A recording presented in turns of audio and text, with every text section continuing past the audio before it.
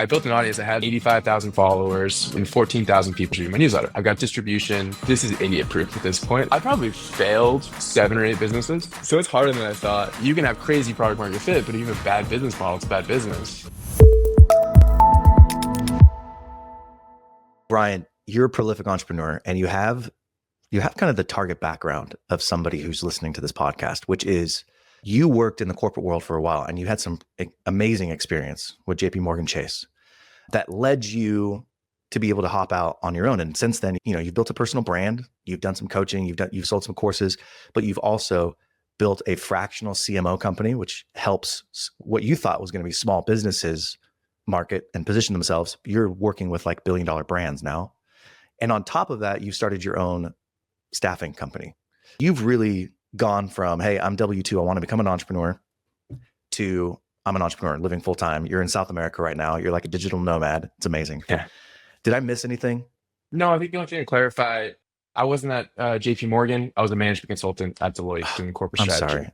Dang it. All good. All good. And then before that, I was actually a banker. So I did a few years of like the finance boot camp, and then I did 6 years of kind of like traditional corporate strategy advising to corporate executives.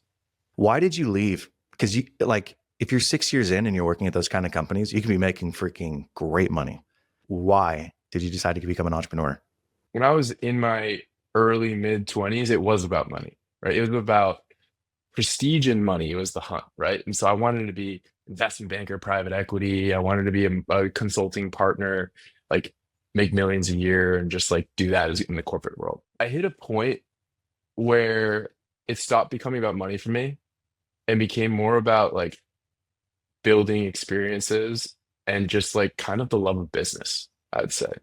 I had a project where I was managing 250 people at like 25 years old, 26 years old, What was the project? What were you doing? Like managing them? What Yeah. does that mean? So in this case, this example, it was, I don't know if you remember the Paycheck Protection Program during COVID, where they gave a ton of money to small businesses, right? I was at one of the banks helping give all that money to small businesses, right? But it was a massive amount of money where like banks aren't set up to deliver that much. And so they needed to bring us in to figure out like, how do we like operationally, how do we get that much money to small businesses?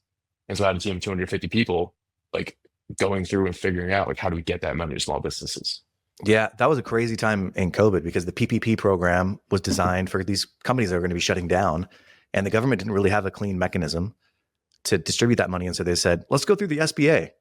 There's already like a funding mechanism through the SBA. And then all these banks that had SBA programs all of a sudden became the PPP lenders, right? So that was you. You were like working with those teams to get funds distributed really quickly. So it wasn't just a big team and a lot of funds. It was pretty stressful. It was, I didn't have weekends. Like, man, it was like 8 a.m. to 11 p.m. like every day. Do you know how much you helped distribute? It's got to be billions, right? Yeah, we were top 10. Jeez, dude. I think we made top 6. Yeah. So do you know the number? What was the number? I don't remember the number. Okay. I remember the top of my head. I could look it up, but I'd be lying if I made it up or not. Jeez. You've seen hundreds of businesses, not just in the corporate world, but after you left, you became this fractional CMO. Like fractional executives are kind of a buzzword right now. And I know there's stuff in between, right? Leaving and the fractional CMO. Like, how did that come about? Why'd you go fractional? Finish the first question, which was like, hey, from that project, like, why go at all? Like, why leave the corporate world at all? Right.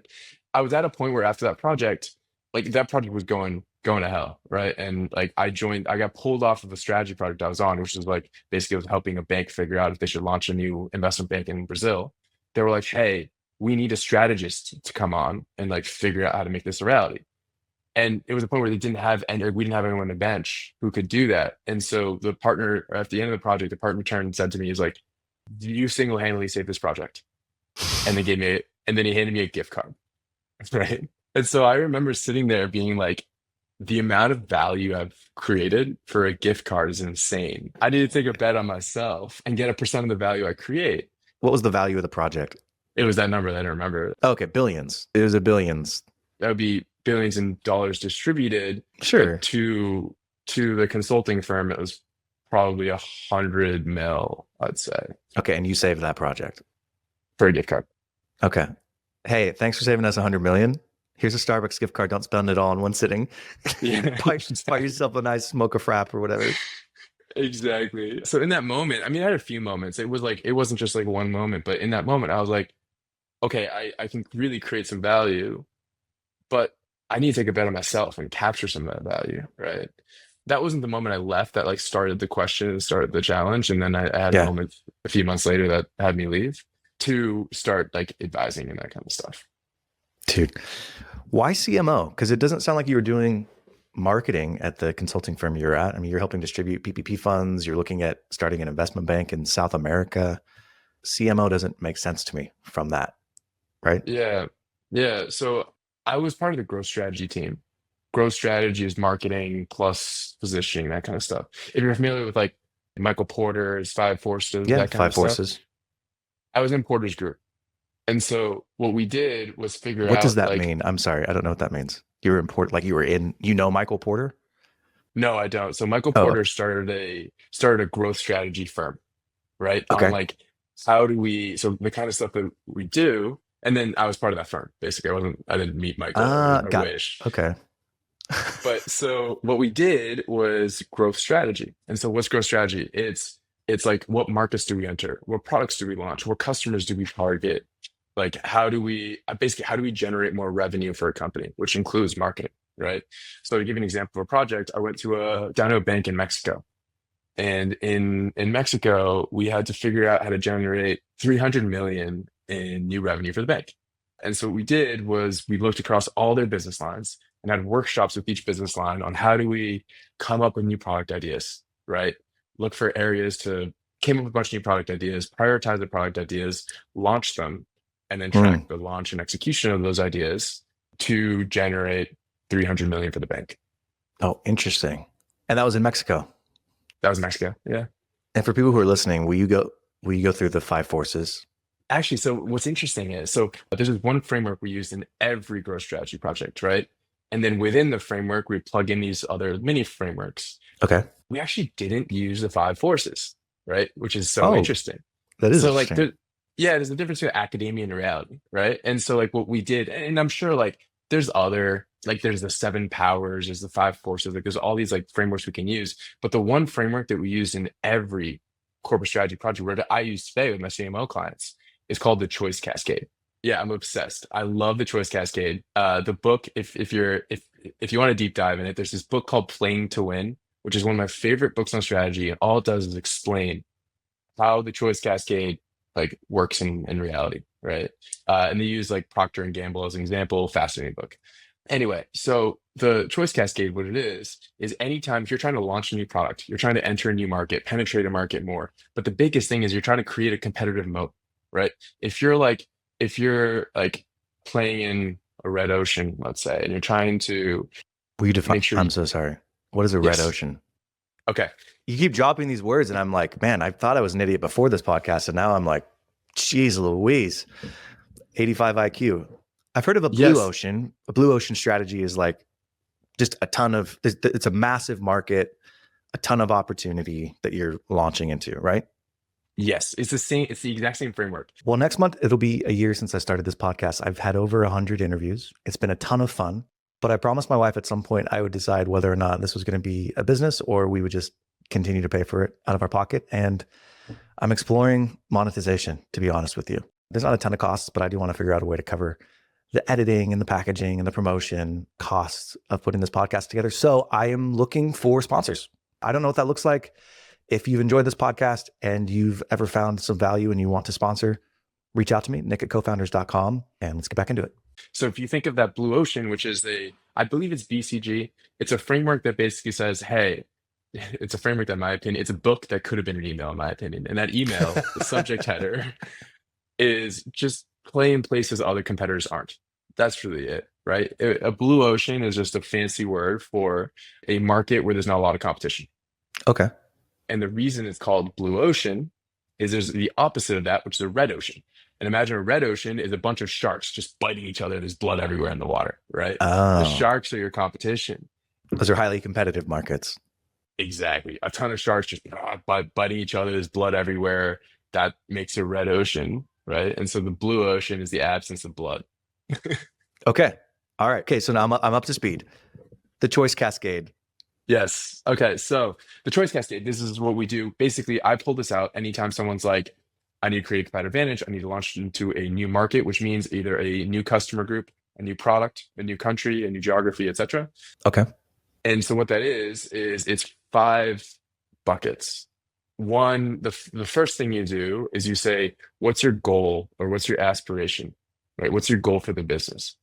Why? Because a strategic choice that you make for your business only makes sense relative to your goal, right? Which is Hmm. why, hot take, SWOT analysis, strengths, weaknesses, opportunities, threats, is like the most common thing they teach you in business school. Why? Because it's only a strength relative to your goal. I'm making this up, it's gonna be a bad example, but we're really slow moving organization. But slow moving also means deliberate. And so if you're in insurance, that might make more sense because you like every bet you make is a big bet. But if you're in a SaaS product where you have to like constantly iterate and move fast, that's a weakness. And so like every strategic choice that you make for your business only makes sense, whether it's a strength or a weakness, relative to your goal, right? And so Okay. one rule of thumb that we have for is something a strategic choice is invert it. Take the opposite of that choice. And if it's stupid, then it's not a strategic choice. It's just a best practice. Here's an example. So if I were to say to you, our competitive advantage is that we love our customers, right? We have the best customer service. The opposite of that is we have the worst customer service. So like, is that an advantage or is that a best practice? Like, should we just take everything? Should we just like, it should just be industry standard to treat your customers well? And so like another example of that would be, hey, our organization is really deliberate versus our organization moves really fast. Like on its face, that isn't necessarily a good thing. I mean, yes, most of the time you're like, yeah, we want to move fast, right? But if you're in the FDA, you probably don't want to move exceptionally fast to get stuff through because you've got a bunch of testing criteria, et cetera. So your goal when you're talking about your competitive advantage and is that your goal and your competitive advantage kind of one and the same? No. So let me just high level go through the five Yeah. buckets. So what you do is you identify your goal, one, Okay. right? That's your aspiration. Who do you want to be when you grow up, right? What's your revenue goals, strategic goals? Like where do you want to play? Where do you want to win? Oh, sorry. What are your strategic goals and who do you want to be? Two, what markets do you want to play in? Where do you want to play?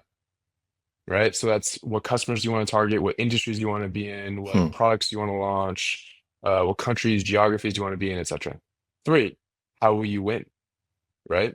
And the important part, one tip, you do not do your where to play choice and your how to win choice separately. They have to be combined, right? Because every time you say, we will play in the, I don't know, computer mouse market, right? Hmm.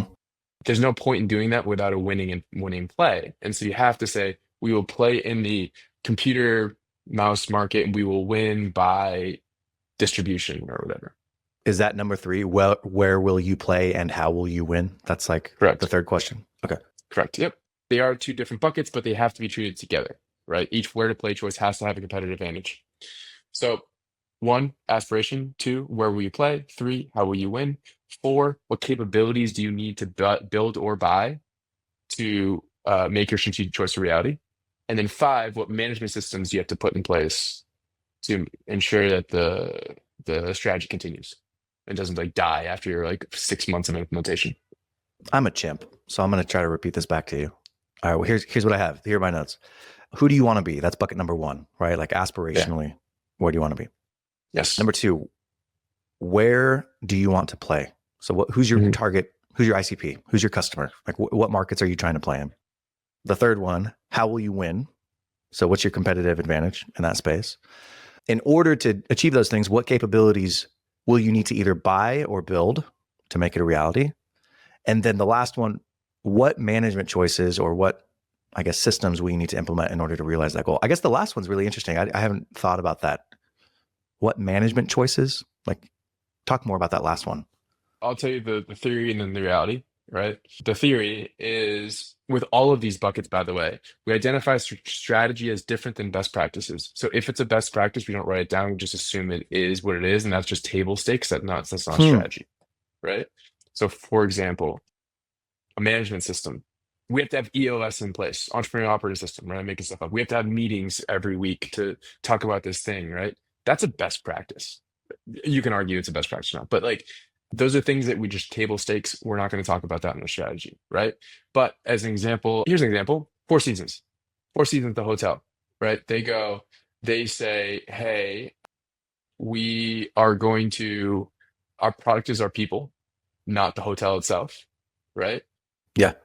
We're going to win by having incredible, like having a client experience, a luxury client experience, right? And so, what are the management systems you need to have in place to make the luxury client experience a reality? Well, one example of it is that you give each employee $1,000 spend a month or whatever it is to be able to spend At their on own discretion. at their own discretion. And like the KPIs you put into place that track client satisfaction are going to be different than if you emphasize something else, right? Interesting. Yeah. Yeah. So that makes sense now, right? Because I was thinking, oh, what's the management system you're going to have in place? It's like, okay, you have to put EOS or you have to put whatever they use in scaling up, or but that's table stakes. You should be doing that anyways. Yeah, yeah. If it's table stakes, that's not part of the strategy. That's just table stakes, right? That's just good best practice. If it's above and beyond table stakes, then it's a strategic choice. What's the book called again? Playing to Win, fire book, highly recommend. Yeah, and it's an easy read too. As I'm listening to that, I didn't worry about these questions until years into my like journey as a leader, manager, entrepreneur. Because for me in the beginning, it was like that question, well, who do you want to be? It sounds so pie in the sky. It's like, I don't have time to waste on that. I got to close this customer. I got to hire this person. I got to whatever, make the widget. And it feels like you're wasting time. However, I've come to realize like, if you don't know where you're going, right? If you don't know what your goals are, then you are wasting your time. Like you're just running around like a chicken with your head cut off. And so finding these things early on is really important. Yeah, and it depends on the size of your business too and what your goals are, which ironically we're talking about identifying your goals. Because like usually I get the call at the CMO business. I get the call 3 million ish, really five, because like what happens is below 1 mil, like you're still kind of just like finding out. The systems and the strategy and stuff doesn't come into place until it comes into place earlier, but doesn't become mission critical until usually I get the call around three to five is probably the low end of where we get the call. Because like if you think about what strategy is from this perspective, it's sitting there and like big braining the thing, like thinking about like your chess place pieces and where you're gonna place them, right? Mhm. When you're still just kind of like constantly iterating and getting feedback loops at the speed of like a few hours or a day, like your strategy is going to change all the time. And so I think it's a function of sustainability. Once the business becomes more sustainable and predictable, it's never fully sustainable and predictable, but like as it becomes more predictable than like when you're still trying to find product market fit, you can then start to like make more choices. But then the other thing is the bigger the risk, the bigger the investment. Like we're doing like 3 month strategy projects, but because we're going to put hundreds of millions of dollars on the line, right? And like when there's like multiple business units, like the ripple effects are insane. And so it's basically the bigger the bet, the more thought you put into it, if that makes sense, versus just doing and finding out. What I've always thought was interesting is you kind of think before you get into it that it's this clean process. I think of the idea and then I have my positioning statement and we have our team and we do these meetings and whatever. But the truth is you can't make decisions without data and you can't Right. get data without doing. Yes, But yes, yes. we're afraid to do until we feel like we're totally prepared. So it's kind of this oxymoron is not the right word, but this paradox, right? That many people fall into, and that's where they get like too nervous to actually make a move. But you actually find your product market fit in the process of doing it. And I'd say this a lot too. If you're under 1 million or 2 million, depending on what your business is and depending on where your margins are, is kind of my number. EOS doesn't matter, right? Mhm. Like pulling in your leadership team. Who's your leadership team when you're under $1 million? Yeah. Like your assistant or like, your warehouse manager? That's not really your leadership team. Like the point of these exercises is to get everybody on board, because as you grow, it gets harder and harder to maintain that core message and philosophy. And so you need to get everybody on the same page, right? So you really don't get to those conversations beforehand. Sub $1 million, even sub 2 million, again, depending on the business, like you're saying, you're just data gathering. Like, okay, what's working, what's not working. How do you balance that though when you're under $1 million? I don't have an answer for that, but you still need to be worrying about these things. However, it shouldn't cause you to be paralyzed, right? Yeah, and we say worry about these things. It's the strategic choices and where you're going. Yeah, like sitting down, and I think it's important for you, let's say before you even launch a business. Where do I want to be? What market do I want to play in? How will I win? All those are really good questions to answer. However, you don't just do that once before you start the business and then it's like, and then I became $1 billion company. It might change when you get to 50,000 a month. It may change when you get to $100,000 a month. It's going to change again when you get to 500 and 100,000. Like there are different questions that sort of pop up at those points that you didn't even understand when you were getting the business started. So as a CMO, right? Like how have you seen, or what's the best way to balance the need to continually revisit these questions with you also just need to get data so you can understand where your product market fit is? Yeah, no, that makes sense. Let's use that example of like when we were launching those business units in Mexico, right? Those products. We came up with like 40 to 60 different like products and like process optimizations and all that kind of stuff, right? But you're not going to test all of them, right? And so like what you're saying is like, how much research and thought should I put into before I make a business decision? Is basically what I'm hearing you say. It's basically, right? yeah, it's great. And so there's a spectrum, right? And we literally draw the spectrum out on every product, where it's like you can be super confident, but it takes forever to get that level of confidence, right? And you can't be fully confident before you launch product, right? And so like there's a confidence level versus speed, right? And so what we did was we would do, if we were to say, I don't know, like we had one product that was a big bet and another was a small bet. The big bet, we would say, okay, we're going to go out and have customer interviews and we're going to like do a market sizing, right? And we're going to do the full cascade where we come up with competitive advantages and maybe we get all the executives and we bring in experts and do expert interviews, right? And that takes a month. For a month, we're just sitting there, maybe more, month and a half, where like we're just sitting there thinking, right? Basically, it's like all we're trying to do is like find the spots we hadn't thought about, like what mistakes can we avoid, what landmines can we avoid, and we sit there for a month and a half and think about it because it's a big bet, right? But then there's other bets that aren't that big, and we're like, look, we want to put all our resources in the big one. Let's just put this in the market and test it. And so I think like the spectrum, there's a speed confidence spectrum that like depending on how big the bet is to you, you can like kind of find your way in the spectrum. As you're talking, I'll say it, and I want to get your feedback. I wonder if it's when you're doing a couple $1 million a year and you've got a management team, you're paid to think. That's your job, right? You're a thinker, you're a problem solver. Sub $1 million, you're not only paid to think, like you're also the one who's doing the work. So it gets really hard.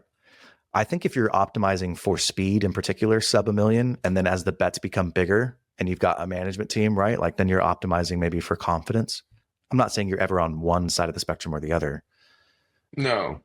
Is probably the maturation of a normal company, right? Is it like, yeah, that's how they typically operate. When you're small, you need to optimize for the fastest feedback loops possible, right? But I think that's a false dichotomy where people say like, yo, you have to just do. And it's like, you can't think. Like, I don't know. I think at night sometimes, like I'm in the shower thinking like, oh, am I doing the right advantage? Okay, let's ask this. So you have your CMO business, and then recently you've also launched a staffing company. And staffing companies are, we think in our own little bubble of Twitter that like, oh, everybody has a staffing company, but everybody doesn't have a staffing company. Like overseas talent is not a saturated market at this point. Mm-hmm. How did you think about launching that? Were you like sitting there overthinking it and getting the plan together, or were you like, all right, speed to close, let's just hop on this and start getting the feedback loop? Because this is essentially in practice what we've just been talking about. What did it look like for you?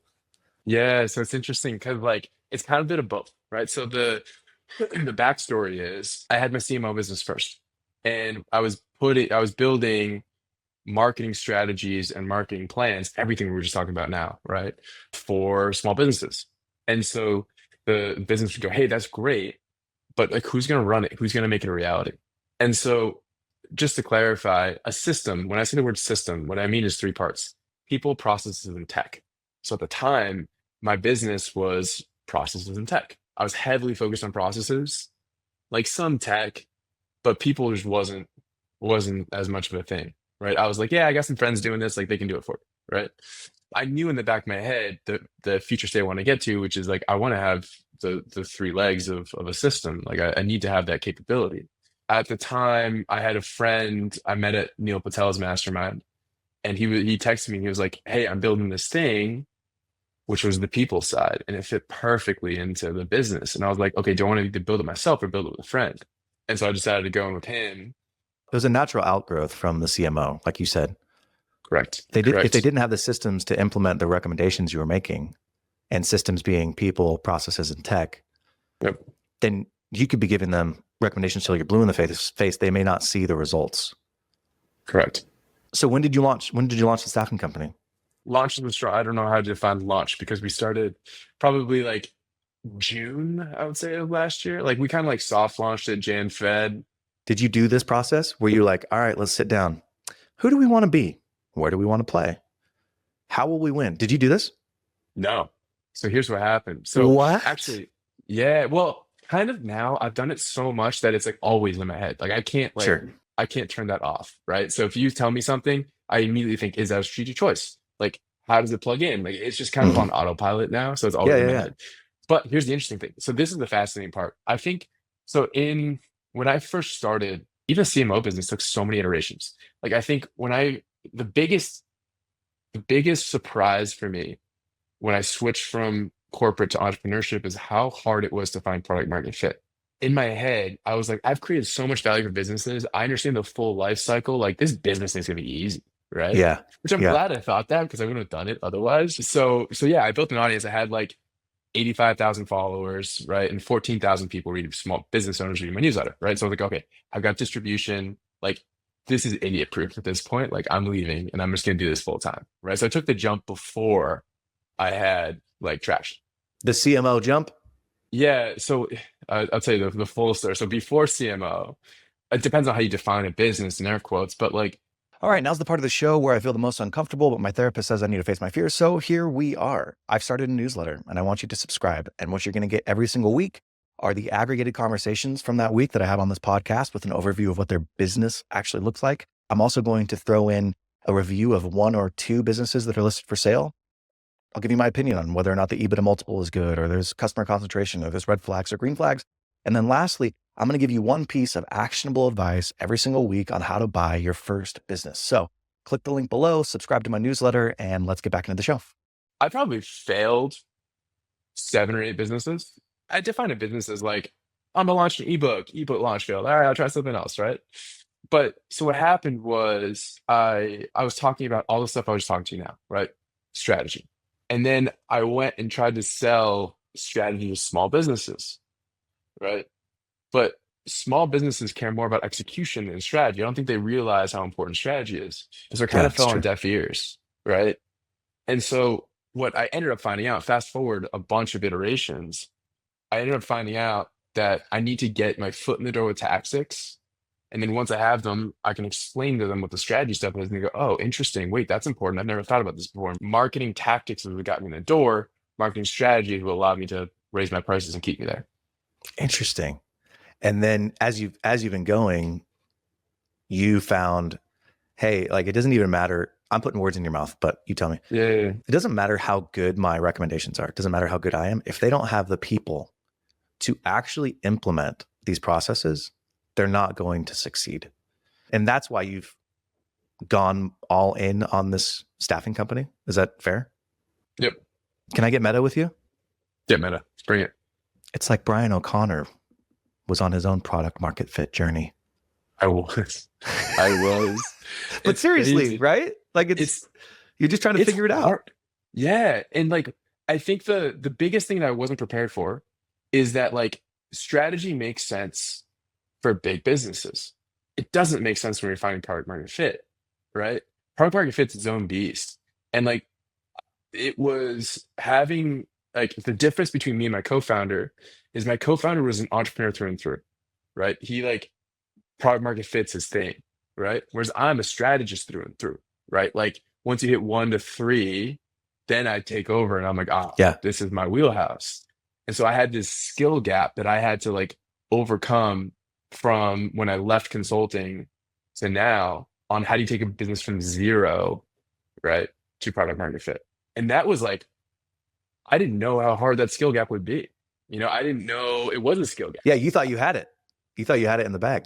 Yeah. Yeah. I was celebrating before I crossed the finish line, right? That's a good analogy. So it's harder than I thought, especially because so one of the things I focused on in consulting was so part of strategy is positioning, right? And so remember, if you recall back to the choice cascade, right? Where are you going? What markets are you focused on? How will you win, right? That's kind of your positioning. And positioning to me is the intersection of three things, right? Who's your customer? What's their pain? And how do you solve that pain better than anyone? And my belief is that is a hunt for product market fit, where it's like all you do is pull on one of those three levers 100 times until it matches and you go. And then when you go really hard. Yeah, then you like build systems and scale. That's the main thing. It's like pre when you need systems, like pre when you talk to me, it's you're like adjusting, slightly tweaking. It's like you're slightly tweaking the customer, right? Then you're slightly tweaking the pain that you're focused on, and then you're slightly tweaking the solution that you do that, right? And then eventually it's like messaging, Yeah. that positioning, all that kind of stuff, right? But once you can like find the right intersection of those three things and message it in a way that the customer sees and goes, "Holy shit, that makes sense. I need that." Then boom, you're off to the races, and it switches from a finding product market fit demand problem to do you have the systems to actually scale this thing problem. I see a lot of entrepreneurs run into this problem. I wonder your opinion on this is they get to the point where they've iterated, they've pulled the levers enough where they've gotten product market fit, but they just can't stop tinkering. Like there comes a certain point where you get product market fit and you see, oh, we're growing. And then you kind of stop tinkering with the offering. And you, like you said, you build systems around it.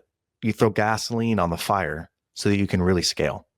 But some owners, entrepreneurs, they love the tinkering. So even when they've got something that's like, oh no, you've got a winning bid here, double down, put money into it. They're like, no, but I could make it better. No, our open rate's still not where it needs to be. Oh, our conversion rate's still not. Oh, we could still do this better, right? Like it's a really hard balance. But that's where I see a lot of entrepreneurs make a mistake. I'm wondering, do you see that ever? Yeah, I mean, I think that's just not prioritizing the right initiatives. What I mean by that is if you're tinkering with the open rates when the real constraint on your business is like we can't deliver that much, right? Like let's say you found product market fit, now you have a flood. You have 100 clients who are just begging to, right? In this imaginary world, you have 100 clients who are Yeah. just begging for your offer, right? At that point, the constraint in your business is no longer like I think of there's two parts to the business, right? One is like the delivery engine, the other is one's the acquisition engine, the other is the delivery engine, right? If you're tinkering on your open rates when the delivery engine is the constraint in your business, like you just haven't prioritized correctly. Hmm. You know what I mean? It's that old adage, right? Like when you're a hammer, everything looks like a nail. And when your business gets to a spot where it's like, oh, the delivery piece of it isn't working. Well, it's like, I'm not good at that. I'm just going to continue to focus on the thing I'm good at, which is the customer acquisition. Right. Right. Lots of people kind of fall into that. I want to ask you this question. So you named 3 things that make up product market fit, which is who's your ideal customer? What's the problem you solve? How do you do it better than anybody else? I'm wondering though, should there be a 4th where it's like, can you make money at this? That feels to me like an important thing, because when do you know that you have product market fit? Do you know at it's like at $100,000 a month, cool. I have customers and I'm solving a problem and I'm doing it better than other people, right? At this point, but maybe the market's not big enough to support a real business. Does that make sense what I'm asking? So like, how do you think about knowing when you have product market fit versus when you're still figuring it out? Is there a framework you have for thinking about that? Well, I would actually separate those few, right? Because I think positioning is one part of product market fit, right? That I tend to focus on positioning just because I understand the world better. I think what you're referencing is business model, right? So if I define product market fit, everyone's got a different definition of product market fit. It's that like elusive word, but I think of it as like when your offer has just insane demand, right? When there's just so much demand you can't fulfill it. I separate the how your offer is so good that you get so much demand from can you actually capture a percent of the value you create, right? That's your business model. Hmm. Like you can have crazy product market fit, but if you have a bad business model, it's a bad business. You still have product market fit though, but it's a bad business idea. Okay, so for you, the monetary piece of it doesn't really fit into how you define product market fit. Correct. Yeah, that's how I Yeah. think about it. I mean, it's important. I'm not actually trying to avoid that No, because then you don't make any money. But I think I see it as this separate exercise. for you, it's like, okay, the monetization piece is figure outable. What's not figure outable is like if you have something that people don't want, that's not figure outable. It's like people don't want that, so you got to change something within your product. Correct. Yeah, and that's always changing. I'm changing my offer as we speak. What do you mean? How are you changing it? There's two parts that I'm thinking through. So I have two offers, right? So one is I'm compared to other talent agencies, like I'm ecstatic with how we structured ours, right? Like most talent agencies, if you're like, hey, I need a customer service rep, I need an account manager, I need a graphic designer, etc., they'll charge you on average 20 to 30% of the total compensation, right? It's going to be like 8K for the search, right? But at the same time, incentives are weird because then I'm incentivized to find you the most expensive person or the best person. And so we have two offers. One is flat fee, right? Instead of the percent of salary, we just charge a 4K search fee. And the reason I'm excited about that is because it's not just the search. Like we also do that advisory, like the advisory stuff we were just talking about with like, hey, are you making the right business decision? Or like we help you design and advise you on the rules, right? And so you basically get consulting with this search because I'm a huge fan of like one thing that we want to do is have reoccurring revenue, right? Not where like basically like I place one talent, you have such good experience, you come back for more. I think like 90 to 95% of our clients have one placement and they come back and they just keep buying more. We had one today put in their 15th placement, right? Dang, that's awesome, man. Yeah, so super happy about that from that perspective. So we have the flat search fee, but then we also have the volume play, right? And the volume play is basically like, hey, if you're going to do more than 3 hires in a year, we'll give you a package. It's basically $1,000 a month, and that gives you 5 credits to place for the year, right? What we're tinkering with now is it works and clients love it. Behind closed doors, I don't think it's the right pricing model. Oh, Yeah. And the reason I don't think it's the right pricing model is because what happens is if I were to give you, in my head, it's a membership, right? Where it's like you pay monthly. If I were to give you that membership option, most of our clients use all 5 credits in like a month to 2 months. And so what that means is that all the value from that membership is generated in the first 2 months, and then the whole rest of the year you don't get value unless you buy another membership, which most people do. Most people are on like 2, 3, 4 memberships, right? And so because of there's a difference between payments and value, I thought with a membership, I actually think it's more of a financing, and I'm not getting paid for a financing, so I'm doing a financing with a shitty bank. I think what's interesting about what you've described though is that because you talk about in the positioning, what do you do better than anybody else? That last piece, like the advisory piece of helping somebody understand what they need. Many business owners know they need something. Like I'm too busy, Yeah. I'm doing too much work. But what is that position that they need? And how does it look? And what are their duties? And what are their responsibilities, right? Before you even put up the job posting, that's like putting it up on LinkedIn or putting it up on Indeed. That's not the hard part. It's crafting the job posting. It's being clear and specific about who's doing what the responsibilities and expectations are, et cetera. So I think your company offering that is really, I think it's a really cool value proposition.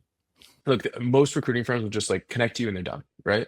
I believe that if I can like give the talent the best likelihood of success, you'll grow. And when you grow, you need more. And so I'm so incentivized to help you grow because you come back and get more. And so what we do is we've realized the mistakes where people make the most mistakes in terms of their systems, their hiring, et cetera. They shoot themselves in the foot and they don't grow. And then we don't get a recurring customer. And so what we do is we hop on that kickoff call. And as part of the kickoff call, we go through the mistakes most people make, when they're managing talent when they're onboarding talent, they're hiring talent, that just gives them a lot of friction, means their business slows, the results aren't what they want, and they don't come back for more. And so I'm able to help them. The cool thing I like about this story is that obviously you're passionate about the question Cascade.